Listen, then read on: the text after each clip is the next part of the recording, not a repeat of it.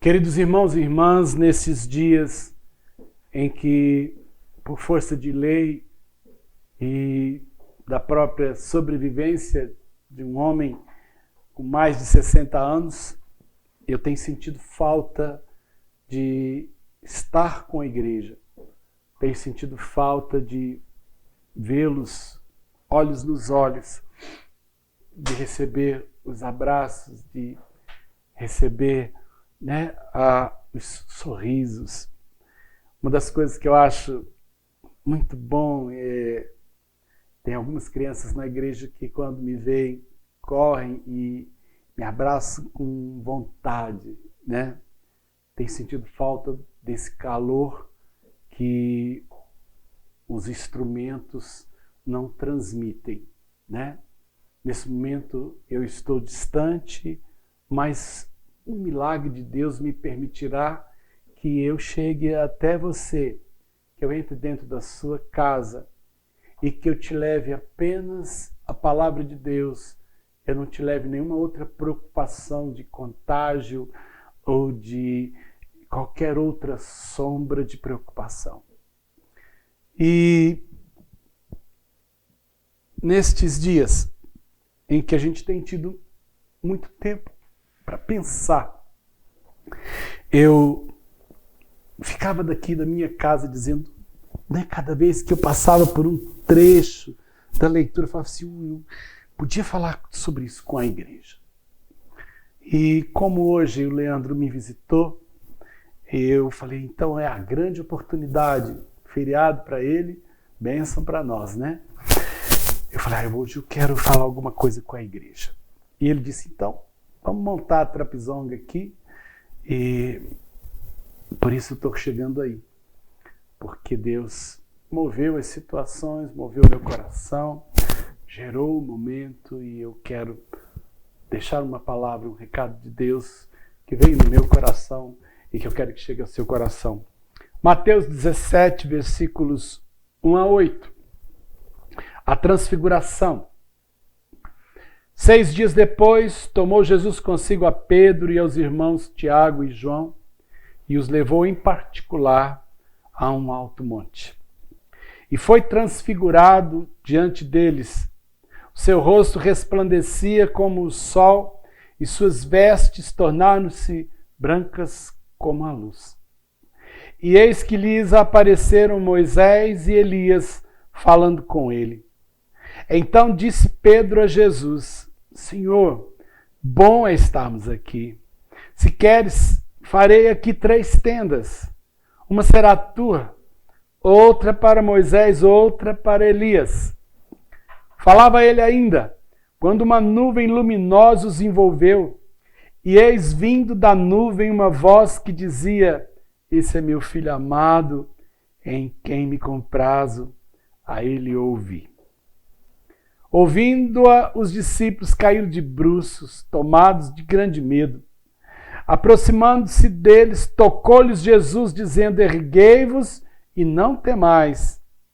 Então eles, levantando os olhos, a ninguém viram, senão Jesus. Senhor Deus amado, que nesses minutos que vão ser rápidos, o Senhor nos aqueça o coração, o Senhor nos aconchegue um com o outro, e o Senhor também tire os nossos temores e que a gente possa contemplar o Senhor de uma forma mais nítida e clara. Fala conosco, Deus, oramos em nome de Jesus. Amém. Queridos irmãos e amigos, eu queria comentar alguns fatos que antecedem essa leitura. Jesus, no capítulo anterior, ele está predizendo sua morte e sua ressurreição. E ainda que isso seja algo fundamental e importante, a morte de Cristo foi importante, a sua ressurreição é o marco mais profundo da sua existência, maior do que o seu nascimento. A gente faz uma festa enorme de Natal, mas a grande festa cristã é a morte e a ressurreição do Senhor. Então, mas quando a gente não entende essas coisas, quando você não entende os propósitos, até as coisas boas nos são pesadas. Por isso que tem que haver revelação. Por isso tem que haver entendimento que o Espírito de Deus nos traz. Jesus prediz a sua morte, a sua ressurreição, e Pedro diz, de modo algum, Senhor, isso vai te acontecer. E iria acontecer. E precisava acontecer. Logo após, Jesus então orienta que quem quiser vir após ele precisa pegar sua cruz depois de negar-se e segui-lo. É outra palavra que aparentemente pode não ser agradável, porque carregar a cruz é sinal de suplício. Jesus acaba de dizer que vai morrer, depois ele diz que quem quiser vir após ele também carregue sua cruz e o siga.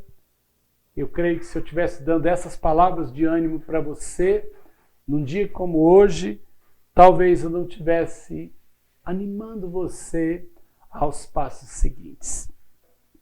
Então, nem sempre, às vezes, a consciência do que está acontecendo, do que vai acontecer, são fatos estimuladores. Eu preciso saber qual é o propósito no final. Se José talvez soubesse, lá no Egito, quando ele ainda estava com seu pai e seus irmãos, que aquele momento de jogá-lo na cisterna, de vendê-lo como escravo, de ir parar na prisão por causa da esposa de Potifar, talvez se José soubesse que lá no final ele seria o segundo homem do Egito e que ele salvaria a sua família da fome e que Deus o usaria tremendamente, talvez ele não se importasse, talvez ele nem se incomodasse em descer para a cisterna, ele mesmo pularia.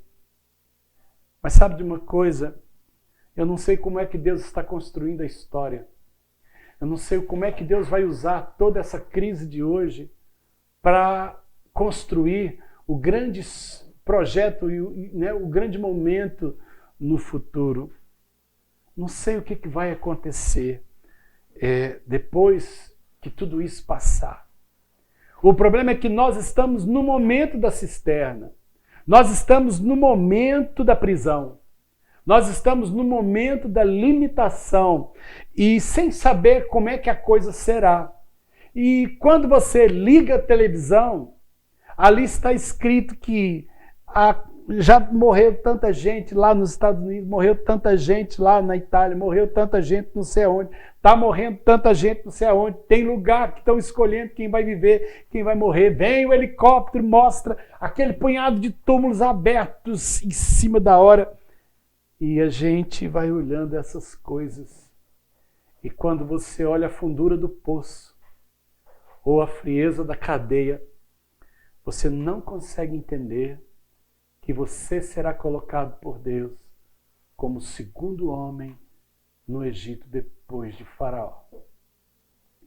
E talvez por não sabermos, a gente sofre. E aí vem o momento que eu li, o momento da transfiguração, o texto que na verdade eu desejei partilhar alguma coisa com você no dia de hoje. Primeiro, a transfiguração ela vem depois de duas palavras aparentemente difíceis. O Senhor Jesus entende que precisa dar um alento. Ele precisa animar aqueles homens que ele acabou de desanimar.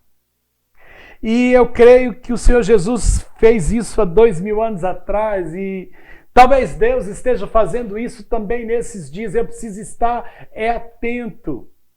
Eu sei que muitas coisas estão sendo ditas, muitas previsões estão sendo feitas, mas eu gostaria de saber o que Deus está querendo me dizer depois de eu ouvir tantas notícias difíceis, tantos desafios complicados.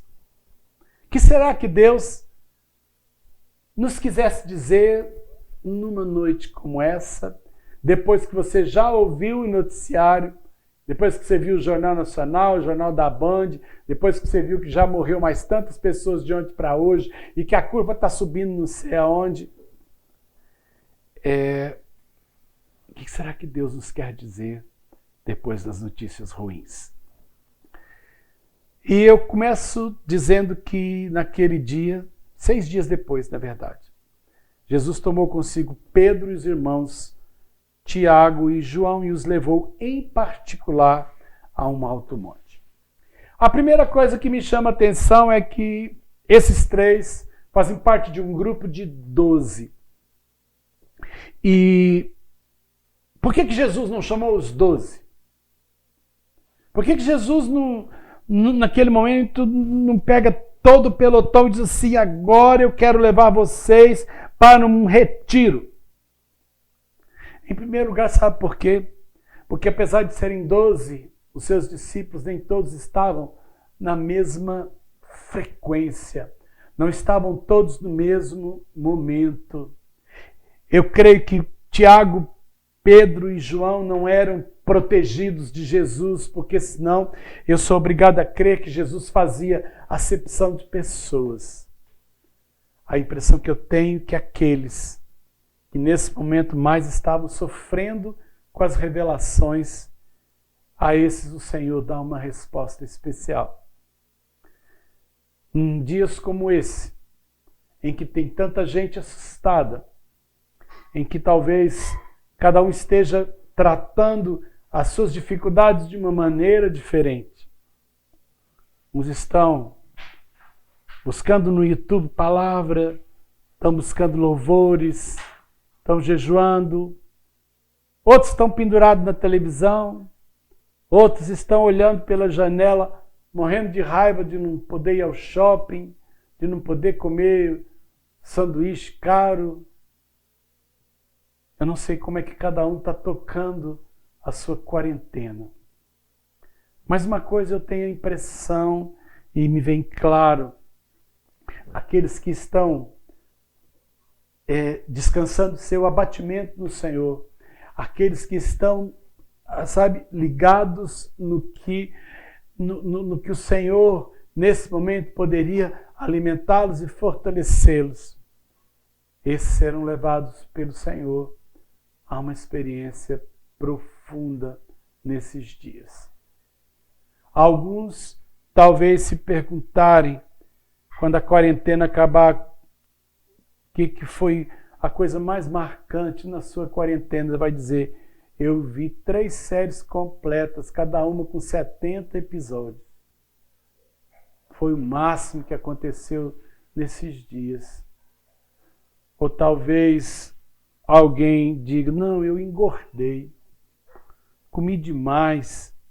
Ou talvez outros digam, eu li muito, eu fiz nada, eu dormi.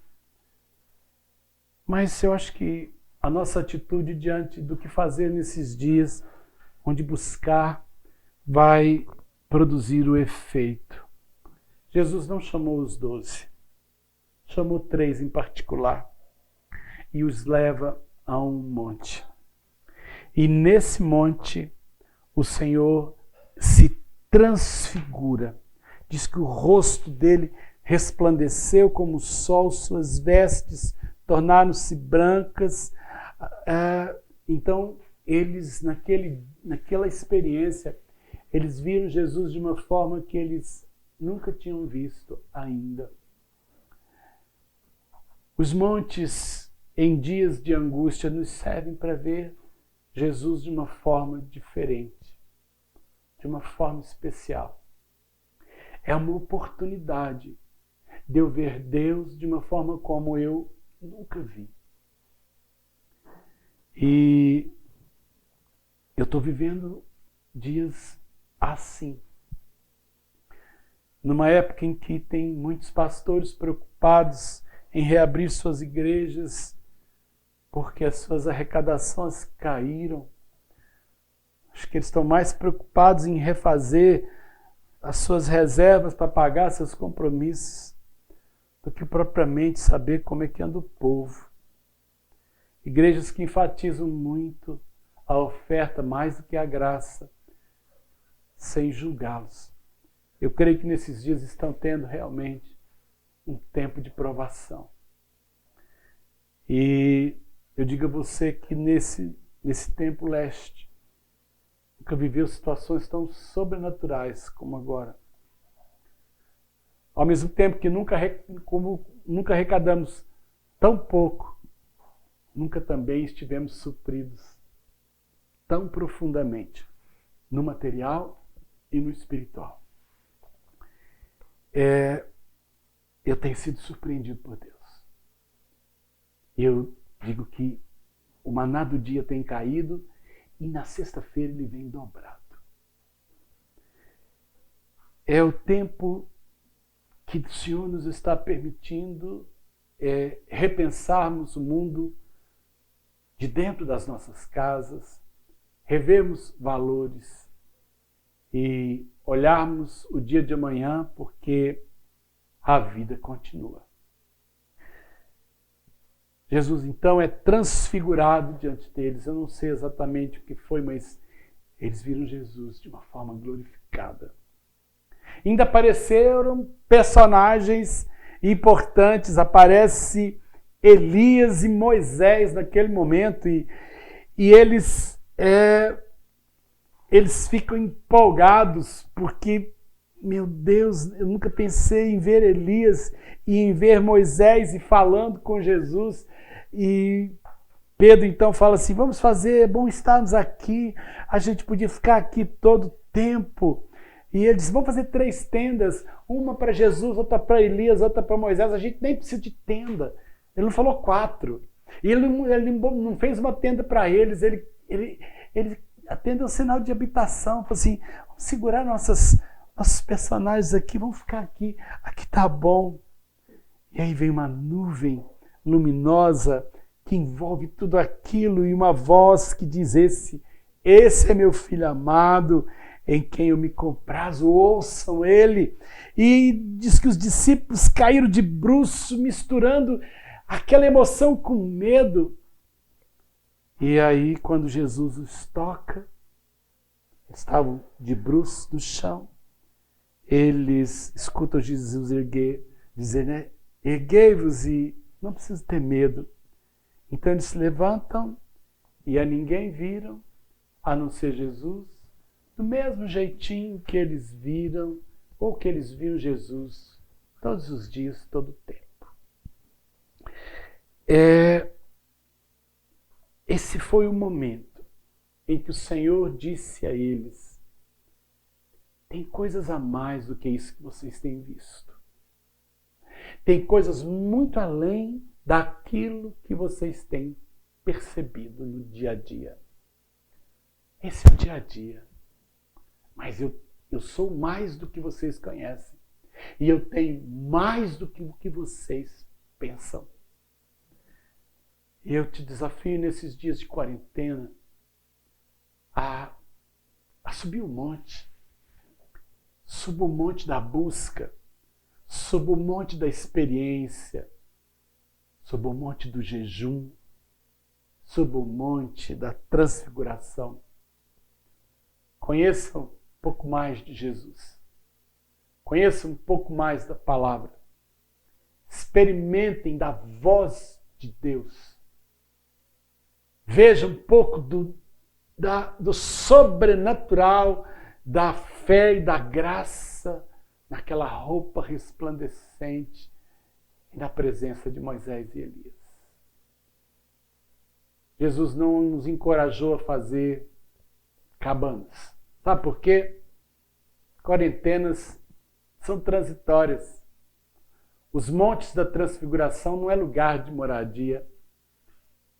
As transfigurações ou quarentenas são por um tempo suficiente para a gente termos alguma experiência e voltarmos ao cotidiano. E eu espero que depois de todos esses dias, de todas essas experiências, quando o Senhor bater no seu ombro, num dia de manhã, e disser assim: passou tudo. Amanhã tem aula, amanhã você vai voltar a trabalhar, amanhã não precisa de máscara, nem de álcool gel. Passou. Aí você vai olhar com quem está te falando e você vai ver Jesus do jeito que sempre foi. Quem estará diferente? É eu e você. Quem passa pela transfiguração nunca mais será o mesmo. Tá bom? Vamos orar.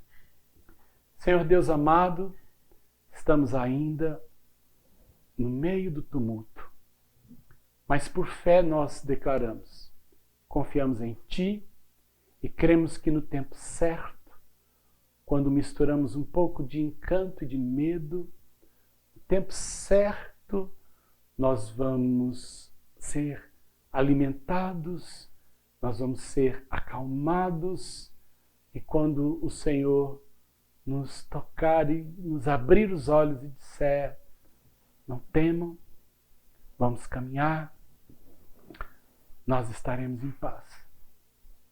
Nós veremos Jesus como temos visto. Mas te louvamos desde já, porque nestes dias o Senhor tem mudado a nossa visão sobre tudo, sobre nós, sobre a família, sobre a vida, sobre o crer e sobre a própria graça do Senhor, sobre as profecias, sobre o tempo. Obrigado pela transfiguração desses dias. Nós oramos em nome de Jesus. Amém. E agora, irmãos, que a graça do Senhor Jesus, que o amor insondável de Deus, o nosso Pai, que a comunhão, a consolação e a direção do Espírito Santo seja convosco, irmãos, e com todo o Israel de Deus, espalhado pelos 4 cantos da terra, hoje e para todo o sempre. Amém e amém. Graça e paz.